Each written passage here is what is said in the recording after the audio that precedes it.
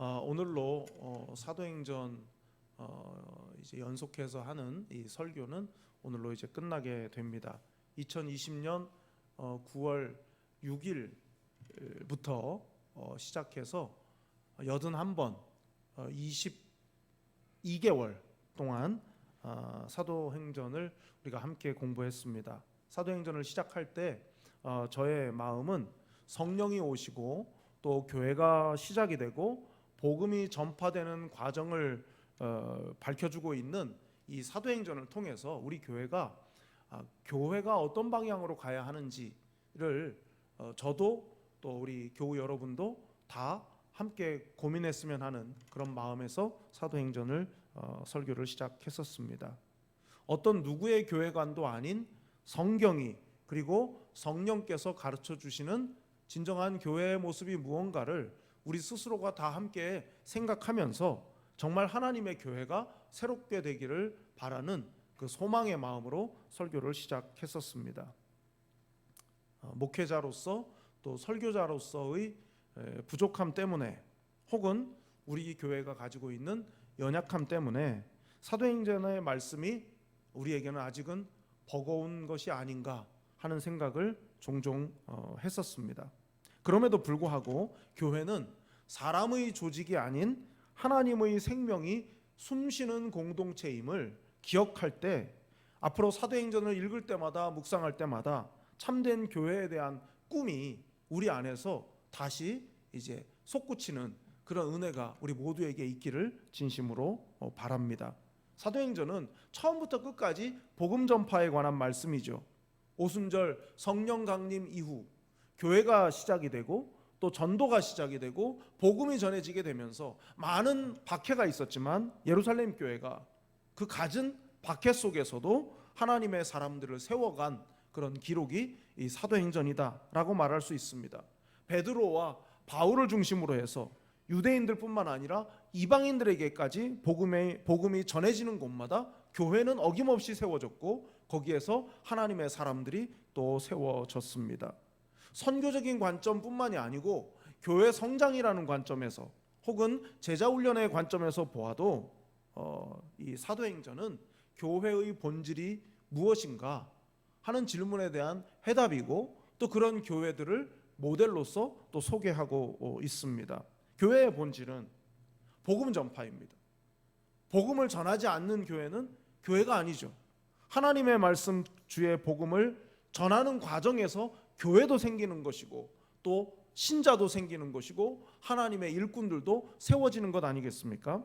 그런 의미에서 오늘 본문은 매우 중요합니다. 왜냐하면 사도행전의 이 복음이 어떻게 전파되었는지를 보여주는 그런 그 사도행전의 기록인데 그 기록의 맨 마지막이기 때문입니다.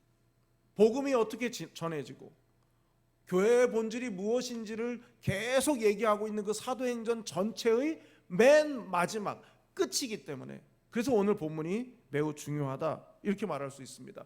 기록은 끝났지만 사도행전의 성령의 역사는 끝나지 않았기 때문에 그래서 오늘 이 28장 이 마지막 장면이 그래서 우리에게 중요한 겁니다.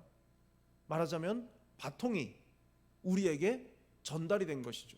그래서 어떤 교회는 액츠 29 사도행전이 영어로 액츠인데 액츠 29 비전 그래가지고 그 교회가 계속 그 액츠 29 비전을 계속해서 교회가 강조하고 또 그 사역을 실제적으로 해가고 있습니다.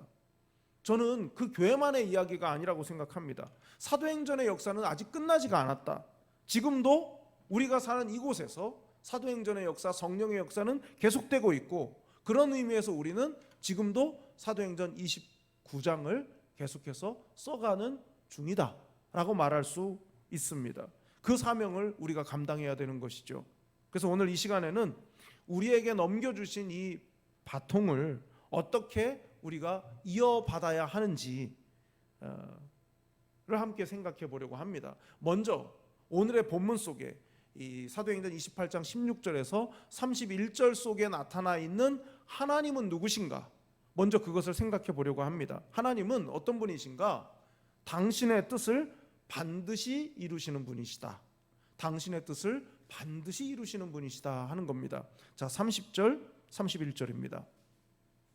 바울이 온 이태를 자기 셋집에 머물면서 자기에게 오는 사람을 다 영접하고 하나님의 나라를 전파하며 주 예수 그리스도에 관한 모든 것을 담대하게 거침없이 가르치더라.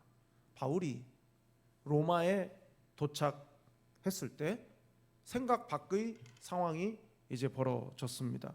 누구나 예상할 수 있는 것은 바울이 로마의 죄수의 신분으로 압송된 것이기 때문에 여기 로마에 도착을 하면 재판이 열리는 걸 상상할 수 있죠. 도착을 했으니까 재판을 열어야 되겠죠. 그런데 사도행전은 재판에 관한 기록을 기록하고 있지 않습니다. 그동안 가이사랴에서 예루살렘에서 수차례 재판을 받았지만 그 재판을 받는 과정과 관련해서는 누가가 기록을 했습니다. 그런데 정말 중요한 바울의 목숨이 왔다 갔다 하는 정말 중요한 로마에서의 재판에 관한 기록은 기록하고 있지를 않습니다. 여러분 왜 그랬을까요? 이유는 간단하죠. 바울이 로마에까지 오게 하신 분이 하나님이시고 하나님의 의도는 로마에서 재판을 받는 것이 아니라 로마에서도 복음이 전해지는 것이었기 때문입니다. 하나님의 관심은 바울의 재판이 아니라 또 누가의 관심은 바울의 재판이 아니라 바울이 로마에서도 여전히 똑같이 복음을 전했다 하는 것을 이 사도행전의 맨 마지막 장면으로 장식하고 있는 것이죠. 겉으로 드러난 모양새는 사법 처리를 위한 항해였고 죄수의 모습이었지만 하나님께서 의도하신 것은 바울을 통해서 로마에도 복음이 사람들에게 전해지는 것이었습니다. 그러니까 뭐 이렇게 말할 수 있겠죠. 포장은 로마에서의 재판인데 뜯어보면 복음이 들어있는 거죠. 바울의 이 마지막 사도행전에서의 장면은 포장지는 재판이지만 속의 내용물은 복음 전파였다. 이렇게 정리해 볼 수 있습니다. 여기서 알 수 있는 것은 뭡니까? 하나님은 어떤 상황에서도 당신의 뜻을 이루신다는 겁니다. 하나님의 계획 그리고 하나님의 원하심대로 끝까지 그 일을 해 가신다 하는 것이죠. 결코 하나님께는 어쩔 수 없는 상황이라는 것이 존재하지 않습니다. 하다 안 되니까 다른 방법을 찾는 어떤 차선책을 찾는 그런 것이 우리에게는 있을 수 있으나 하나님께는 그런 게 없다는 것입니다. 하나님께서 원하시는 것을 하나님께서 원하시는 때에 이루어 가시는 겁니다. 사도행전의 맨 마지막을 장식하고 있는 인물이 바로 바울 아닙니까? 그가 누굽니까? 자기 자신을 스스로 밝힌 대로 바울은 핍박자였고 포행자였고 폭행자였습니다. 누구도 시키지 않았지만 바울은 예수 믿는 사람들을 잡아다가 옥에 가두고 그들을 박해하고 교회를 못 살게 굴었던 그런 사람이고 그런 일에 심지어 목숨을 걸었던 사람이 바로 바울이었습니다. 그런데 자기 자신은 몰랐겠지만 그가 그런 일을 하면 할수록 주님의 손에 붙들려 종으로 쓰이게 될 때는 점점 가까워지고 있는 것이었습니다. 자기 열정에 몸부림을 치면 칠수록 하나님의 거대한 손이 바울을 점점 쪼여 붙들고 계셨습니다. 자신이 원하는 일을 내가 하고 있다라고 생각했을지 모르지만 하나님은 그를 당신을 위한 도구로 만들어가고 계셨습니다. 이처럼 하나님의 일하심은 사람이 알 수 없고 통제할 수 없는 영역에서 드러나지 않게 진행되는 경우가 많습니다. 우리 몸속에서 일어나고 있는 일들도 우리는 잘 모르지 않습니까? 그러니 주님께서 하시는 일을 우리가 어찌 다 알 수가 있습니까? 우리는 알 수 없습니다. 하나님의 하시는 일이 드러나게 됐을 때 그때 우리는 찬양하고 감격하고 감사하면 되는 일이죠. 제가 2014년도에 노회에서 목사님들 한 30여 명 이렇게 팀을 꾸려가지고 이스라엘 성지 답사를 한 2주 동안 다녀온 적이 있습니다. 그때 베들레헴 이스라엘의 그 베들레헴에서 사역하고 있는 강태윤 선교사님이라는 선교사님을 처음 만나게 됐습니다. 그곳에서 사역을 하신 지 20년이 이미 지난 벌써 지금으로 치면 30년 정도 되셨겠죠. 그 강태윤 선교사님을 처음 만나가지고 그 강태윤 선교사님이 이제 성지 답사를 이렇게 가이드를 안내를 해주셨습니다. 근데 이제 그 선교사님께서 사역하시는 그 베들레헴, 우리가 룻기에 보면 보아스의 밭, 보아스의 뜰이 나오거든요. 근데 그 보아스의 뜰 바로 거기에 이 강태윤 선교사님이 사역하시는 이제 베들레헴 선교 센터를 건축 중에 있었습니다. 한국의 여러 좀 유수한 교회들이 이제 헌금을 보내 가지고 그걸 가지고 이제 센터를 한 4층인가 5층짜리 건물을 이렇게 지어 올리는 중이었어요.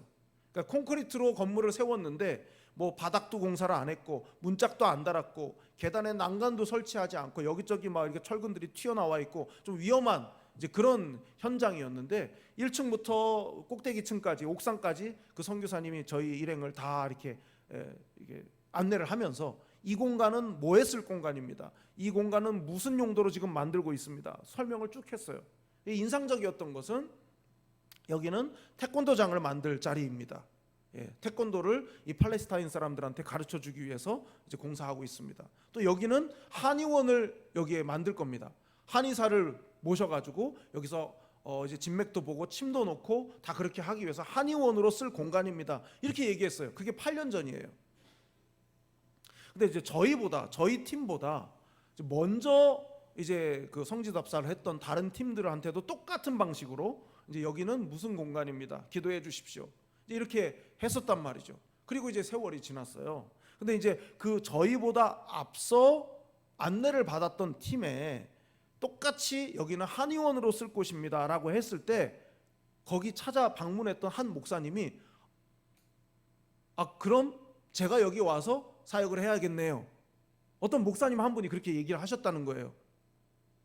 근데 이제 이 강태윤 선교사님이 그러시냐고 하고 그렇게 하시라고 하고 웃으며 넘겼어요. 이유는 뭐냐? 그분은 그냥 목사님이거든요. 한의사가 아니거든요. 불법적으로 할 수는 없지 않습니까? 한의사가 아닌 목사님이 제가 나중에 여기 와서 사역을 하겠습니다. 그랬을 때 뭐 목사님이 웃으면서 그러시라고 하고 선교사님도 잊어버렸어요.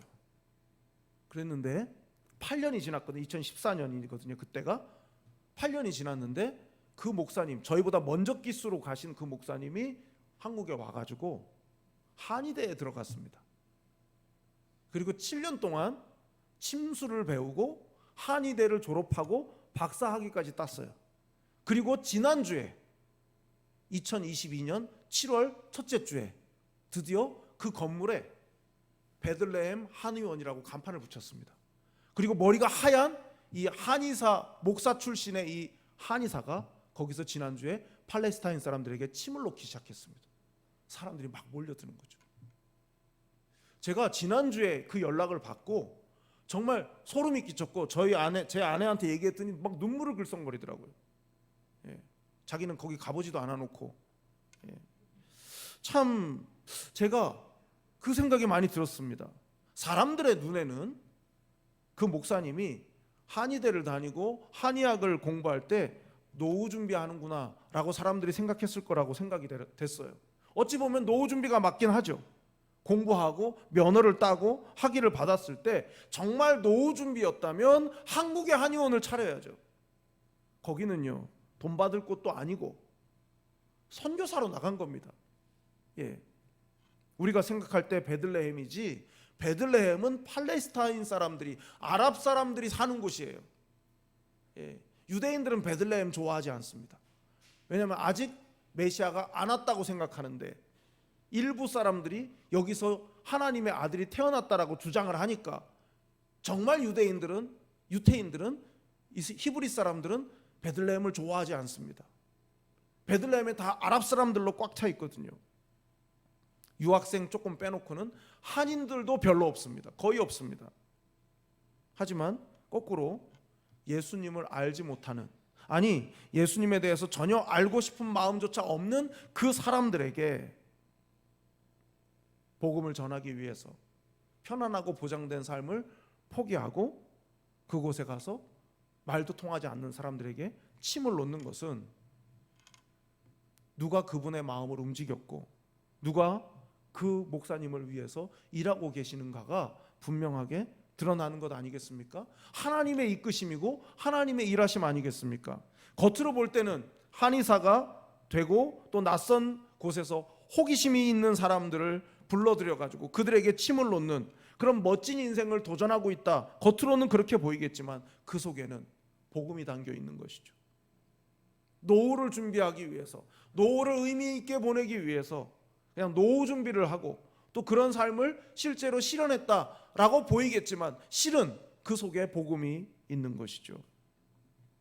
다윗의 조상들이 정착하고 씨를 뿌렸던 바로 그곳에서 다윗의 자손 예수 그리스도의 복음의 씨앗을 뿌리기 위해서 수년을 남모르게 기도하고 준비했던 사람들을 하나님이 보내신 것은 하나님께서 여전히 일하고 계시고 하나님은 반드시 당신의 뜻을 이루시는 분이시다 하는 것을 보여주는 장면입니다.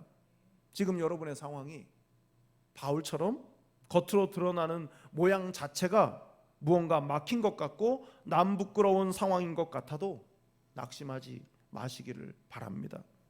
여러분이 품고 있는 것이 복음이고 하나님의 영광을 추구하는 마음이라면 겉이 어떻든 어떤 상태이든 하나님께서 여러분을 통해서 일하신다는 것은 틀림이 없을 것입니다. 아무리 힘든 상황이라 할지라도 보이는 게 다가 아니라는 사실을 명심하시기를 바랍니다. 하나님께서 여러분을 지금 그 상황에 두신 데에는 어떤 이유가 있을 겁니다. 우리가 그 이유를 아직 찾지 못했다 할지라도 하나님은 신실하시기 때문에 여러분을 그냥 내버려 두시지 않으십니다. 반드시 여러분을 통해서 하나님 당신의 계획을 반드시 이루실 것이고 이루어 가실 것이기 때문에 낙심하거나 두려워하거나 불안해할 이유가 조금도 없음을 꼭 믿으시기를 바랍니다. 두 번째로 생각해 볼 것은 바울을 통해 말씀을 들었던 사람들의 반응입니다. 지금껏 사도 바울이 복음을 전했던 때와 오늘 본문의 상황이 다르지가 않습니다. 똑같습니다. 사도행전의 마지막 장면인 오늘의 이 본문은 어떤 의미에서 사도행전 전체를 바로 이 한 장면에 압축해 놓았다라고 말할 수 있습니다. 여러분 요즘 사람들이 쓰는 말 중에 표현 중에 이런 게 있어요. 아무개가 아무개 했네 이런 말이 있어요. 아무개가 아무개 했네. 무슨 말인지 이해가 되십니까? 예를 들어 보면 손흥민이 손흥민 했네. 손흥민 아시죠? 축구 선수. 손흥민이 손흥민 했네. 이렇게 말하면 프리미어리그에서 득점왕에 오른 그 손흥민이 중요한 경기에서 역시 한 골 넣었다. 뭐 이런 뜻으로 말할 때 손흥민이 손흥민 했네. 이제 이렇게 말하는 거죠. 그 말을 오늘의 본문에 딱 적용하면 뭡니까? 바울이 바울 했네 이겁니다. 사도행전의 27장까지 9장에 바울이 등장하기 시작해서 사도행전의 이 마지막 28장까지 오는 동안 바울은 어디를 가든 복음을 전했어요. 방해가 있고 반대가 있고 안 받아들이고 믿지 않아도 바울은 어디에서든 똑같은 모습으로 복음을 전했단 말이죠. 로마에 이 압송되어 와서 가택연금 상태에 들어갔어도 바울은 여전히 바울하고 있습니다. 바울은 여전히 복음 전하고 있어요. 그걸 보면서 바울이 바울했네 이렇게 말할 수 있는 것 아니겠습니까? 로마에 와서도 이전과 같은 똑같은 모습으로 복음을 전했습니다. 자신이 가택연금 상태에 있는데도 사람들을 초청해서 그들에게 복음을 전했습니다. 자기의 상황을 설명하는 것 자체가 복음을 말하는 것이었기 때문에 그는 거침없이 그 복음을 전했습니다. 그래서 17절부터 20절까지의 내용이 복음 전파를 자신의 삶과 연관지어 가지고 하는 모습, 그 내용을 다루고 있는데 마지막 20절 맨 끝을 보면 이렇습니다. 이스라엘의 소망으로 말미암아 내가 이 쇠사슬에 매인 바 되었노라. 이스라엘의 소망으로 말미암아 내가 여기 지금 이렇게 갇혀 있고 쇠사슬에 매인 바 되었다. 이스라엘의 소망이 무엇에 관한 얘기입니까? 예수님에 관한 얘기죠.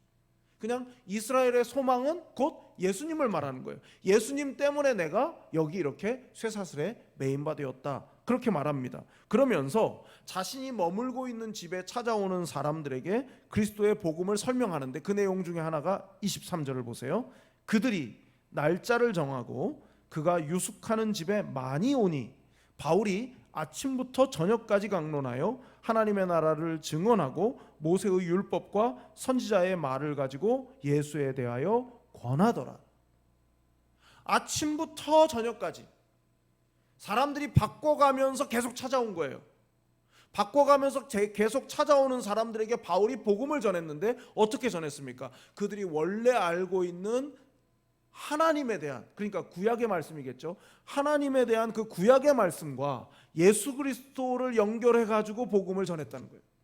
그러니까 신구약을 넘나들며 신구약을 관통하는 그런 말씀으로 바울이 자신은 쇠사슬에 매인 바 있었으나 초청해서 온 많은 사람들을 아침부터 저녁까지 신구약을 관통하는 말씀으로 복음을 바울이 전했다는 거죠. 바울이 바울하고 있는 것이죠. 여러분 한번 상상해 보십시오. 바울의 모습이 어떠했겠습니까? 가택연금에 연금 상태에 있는 사람이고 쇠사슬에 매인바된 사람입니다. 그 사람의 모습이 부러워 보이거나 좋아 보이거나 나도 저렇게 됐으면 좋겠다라고 생각할 만한 모습이 조금도 없었을 것입니다. 그런데 그럼에도 불구하고 자신의 형편과 처지 그것하고는 아무 상관없이 그는 이전과 똑같은 모습으로 사람들에게 예수 그리스도에 대해서 증인의 사명을 감당하고 있었습니다. 24절을 보세요. 그 말을 믿는 사람도 있고 믿지 아니하는 사람도 있어. 바울이 복음을 전하든 베드로가 복음을 전하던 많은 사람이 복음을 믿고 세례를 받았지만 그렇다고 모든 사람이 그런 건 아니었습니다. 사도행전의 전체의 모습을 한 장면으로 압축한 것 같다라고 말씀드리는 이유가 바로 여기 있는 겁니다. 병든 자를 일으켜 세우는, 질병을 고치는 기적을 행하고 심지어 죽은 자를 살리는 기적을 행해도 믿는 사람은 믿었지만 믿지 않는 사람은 여전히 안 믿었던 그 모습이 여기 로마에 와서 가택연금 상태에 있는 바울을 통해서 복음을 들은 사람들에게서도 똑같이 나타났다는 거죠. 바울도 동일했고 복음을 들은 사람들의 모습도 과거와 다르지 않았다. 이제 그 내용을 이사야서의 말씀을 인용해서 26절이 이렇게 말하고 있습니다. 일렀을 때 이 백성에게 가서 말하기를 너희가 듣기는 들어도 도무지 깨닫지 못하며 보기는 보아도 도무지 알지 못하는도다. 한마디로 깨달을 수 없었기 때문에 그들이 알아들을 수가 없었다는 거죠. 듣는 것은 들리는 것이 아니고, 듣는다고 해서 들리는 것이 아니고 본다고 해서 알아진 게 아니었다는 거죠. 27절에 보면 그 이유가 뭡니까? 마음이 우둔하여졌기 때문에. 바울 아니라 베드로가 오고 그 누가 와서 전해도요, 마음이 우둔한 자는 하나님의 말씀을 들을 수도 알 수도 믿을 수도 없는 것. 그 똑같은 모습이 사도행전 전체에서뿐만 아니라 이 사도행전의 맨 마지막에도 똑같이 나타났다. 마음이 우둔해졌다는 말은요, 마음에 두텁게 입혀진 무엇, 이런 뜻이 있어요. 마음에 두텁게 입혀진 무엇, 마음에 뭔가가 덕지덕지 붙어 있어가지고 안 들린다는 거예요. 못 알아듣는다는 거죠. 깨달을 수 없다는 거죠. 또 귀로는 둔하게라는 말도 있죠. 이 귀로는 둔하게라는 말은 귀가 멍청하게 듣는다. 문자적으로 풀면 그런 뜻이에요. 귀 자체가 멍청해서 못 듣는다 이 말이에요. 이것이 복음의 특징입니다. 들었다고 다 믿어지는 것이 아닙니다. 하나님께서 말씀을 깨달을 수 있도록 해주셔야, 말씀을 깨닫는 은혜를 주셔야 알아들을 수가 있습니다. 그러니 여러분, 이미 하나님의 말씀을 듣고 그 말씀을 통해서 깨닫고 그리고 그 말씀을 믿는다는 게 얼마나 큰 은혜입니까? 마음이 우둔해져서 마음에 이것저것이 막 덕지덕지 붙어 있어서 못 알아듣기 딱 좋은 건데, 근데 그 말씀을 알아듣고 그것을 믿는다는 것 자체가 그게 은혜라는 것이죠. 하나님의 말씀이 들리도록 또 깨달아지도록 성령님께서 마음에 두터운 죄악의 때를 벗겨주시도록, 듣는 귀가 어리석어지지 않도록 하나님 앞에 기도해야 하는 이유가 거기 있습니다. 그뿐 아니라 복음을 듣고 깨닫는데 방해되는, 내 영혼의 귀가 막히도록 만드는 어떤 것이 있다면 그것을 다 떨어내는 일을 우리가 힘써야 할 것입니다. 하나님의 말씀을 귀로만 아니라 영혼 깊이 받아들이는 데 있어서 방해가 되는 무언가가 있다면 그것을 제거하는 것이 그 어떤 일보다 중요한 일이라는 것이죠. 가끔 저의 설교가 어렵다고 하시는 분들이 있어요. 예. 직접 목사님 좀 어려운데요, 이렇게 하시는 분도 계시고, 어렵다고 하더라고요 그러시는 분들도 계신데, 제가 이제 그런 말씀을 들을 때 많이 들은 건 아니지만 몇 번 이제 그런 말씀을 들었을 때 제가 생각할 때 수준이 낮아서 못 알아듣는구만, 이렇게 생각한 적은 없어요. 예, 솔직히 말씀드려서. 예. 그냥 어렵다는 건 설교를 못한다는 뜻이에요. 예. 어려운 걸 쉽게 해야 잘하는 거죠. 안 그렇습니까? 예? 이렇게 쉬운 걸 저렇게 어렵게 가르치다니, 이러면 설교를 못하는 거예요. 그러니까 저는 정말 그런 말씀을 들을 때 내가 좀 더 잘 내가 해야 되겠구나, 이 생각을 하지, 수준이 낮아서 못 알아듣네 이렇게는 생각한 적이 없습니다. 정말로. 여러분, 근데 이게 쉽고 어려움의 문제가 아니라, 어려워서 못 알아듣는 게 아니고 쉽지도 어려운 게 아닌데도 만약에 그게 말씀이 잘 안 들린다면, 그러면 좀 우리가 심각하게 고민해 봐야 되는 거예요. 여러분, 쉽고 어렵고의 문제가 아니라 말씀이 귀에 들리지 않는다면, 불필요한 너무 많은 것을 내가 알고 있거나, 아니면 그런 생각을 내가 하고 있기 때문일 수 있어요. 들어도 깨닫지 못하고 보아도 알지 못할 정도로 듣고 보는 것을 방해하는 무언가로 내 마음이 가려져 있고 또 닫혀 있고 두껍게 뭔가가 붙어 있기 때문에, 그래서 안 들리는 거라면 그런 방해거리들을 제거하셔야 돼요. 그거보다 중요한 건 없습니다. 예. 음식물을 삼키는 게 안 되는 사람이 있다면, 눈으로 보는 것도 귀로 듣는 것도 다른 모든 것보다도 삼키는 게 먼저 돼야 사는 거예요. 생존이. 삼키는 것부터 해결해야 되는 겁니다. 심지어 이해하고 들으시기 바랍니다. 교회 일을 열심히 하는 게, 그것 자체가 만약에 내가 하나님의 은혜를 공급받는데 방해가 된다면 그것도 끊어야 돼요. 교회 와서 무슨 직분을 맡았고 무슨 봉사를 하고 그런 일 하는 것 때문에 내가 하나님의 말씀 듣고 깨닫는데 그게 방해가 된다면 그것부터 끊어야 돼요. 예. 이게 사실 목회자의 입장에서는요, 이런 말 하기는 쉽지 않습니다. 봉사를 끊으세요. 만약에 내가 하나님께 헌금하는 게 내가 자유롭지 못해가지고 내가 헌금하는 것 때문에 하나님의 말씀이 들리지 않는다, 그럼 그것도 중단하세요. 목회자의 입장에서 이런 얘기하는 게 쉬운 건 아닙니다. 그러나 여러분, 살아야 봉사도 하고 영이 살아야 뭘 하죠. 영은 죽어서 말라서 파리해져 가는데 주의 일을 아무리 하면 뭐 하겠습니까? 그게 듣는 게 안 되면, 하나님의 말씀이 하나님의 말씀으로 들리지 않으면 다른 모든 게 다 헛수고라고요. 다. 신앙 지키기 힘든, 그래도 정말 신앙을 지키며 살아간다는 것 자체가 지금 얼마나 힘든 시절입니까? 그런데 그 신앙을 지키기 위해서 봉사하는 걸로 버티기에는 한계가 있다고요. 봉사에는 한계가 있어요. 그걸로 버틸 수 있는 게 아니라고요, 신앙 지키는 게.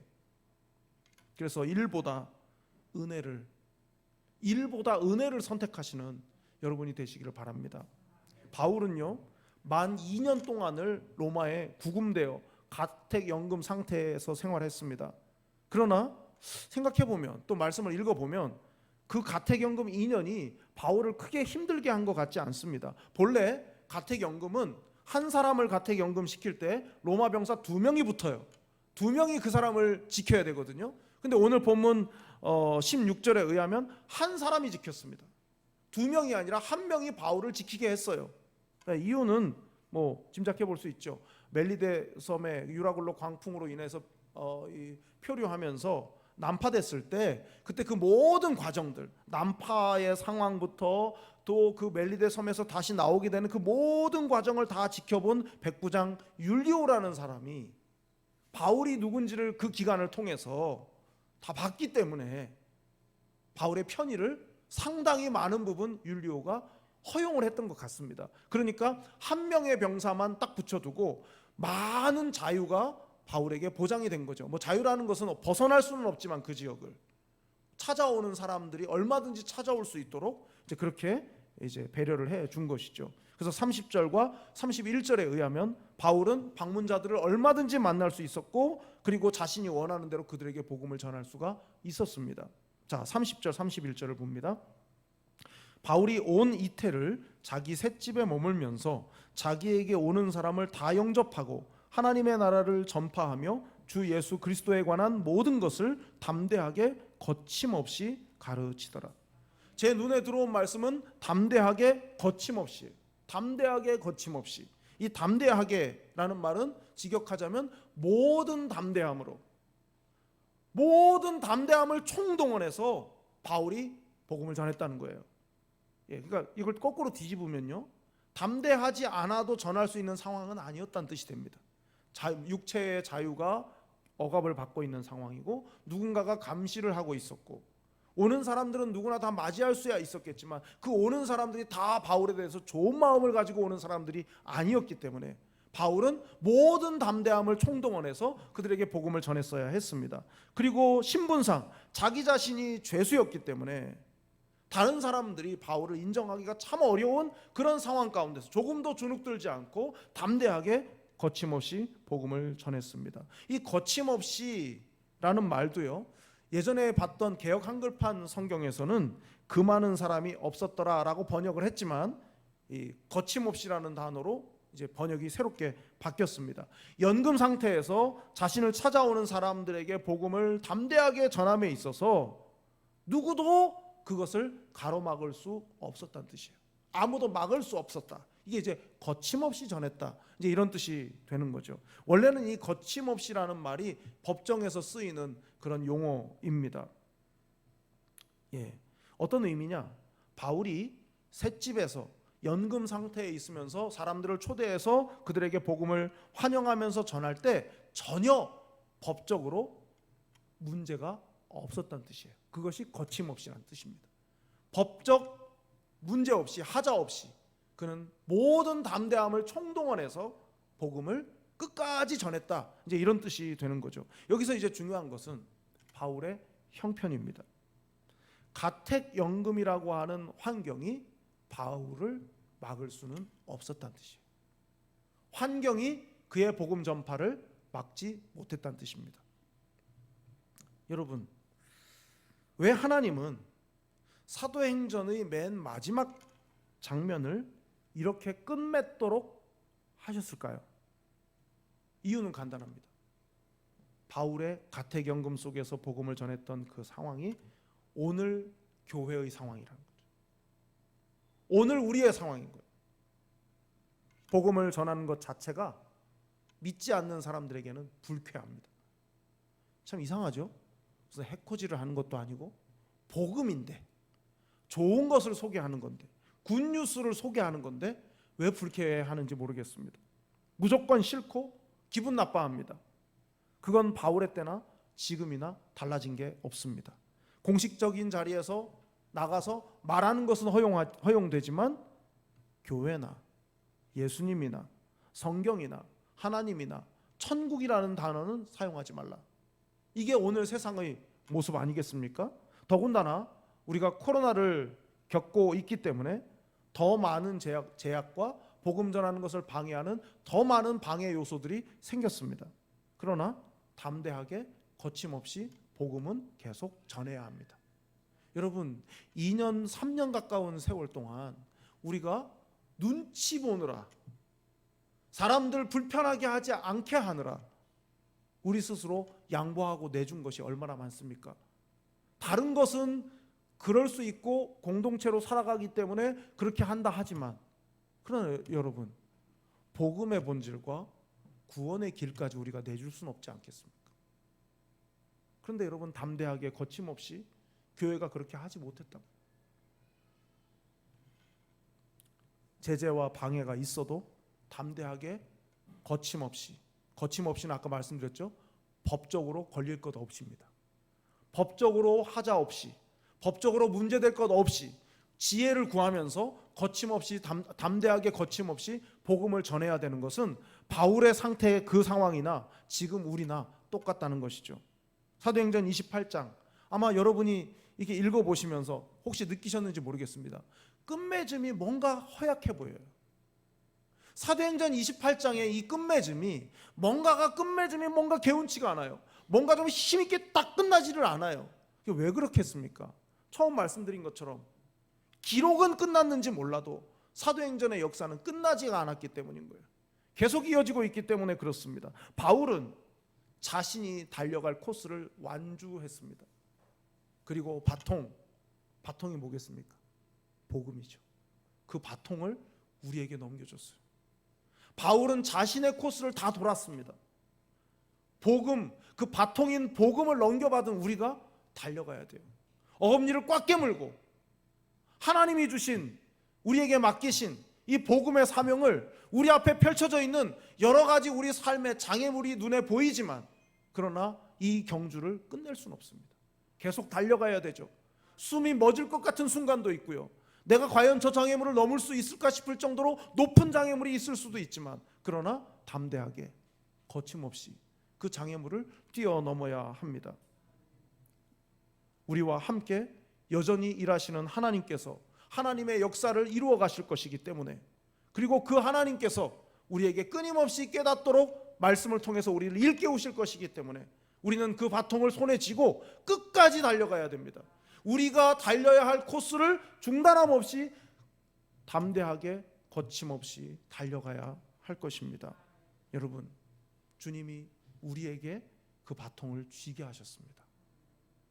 우리가 멈추거나 우리가 물러서 그 바통을 다음 주자에게 전달하지 못한다면 복음이 유유히 계속 온 세상을 품고 흘러가는 그 일을 우리가 방해하는 자밖에 되지 않을 것입니다. 어떤 형태로이든 내 삶이, 내 환경이 어떻든 이 바통을 끝까지 쥐고 달려갈 수 있는 여러분 모두가 다 되시기를 진심으로 바랍니다. 기도하겠습니다. 사랑이 많으신 하나님 아버지, 지난 81주 동안 사도행전을 통해 성령의 오심을 시작으로 교회의 시작과 복음의 진전을 보게 해주신 것 감사합니다. 여전히 기록 중인 사도행전 29장의 역사 속에 저희와 저희 교회를 허락해 주신 것 감사합니다. 바울로부터 넘겨받은 복음의 바통이 담대하게 거침없이 전해질 수 있도록 저희를 사용해 주시옵소서. 사랑이 많으신 예수님의 이름으로 기도드리옵나이다. 아멘.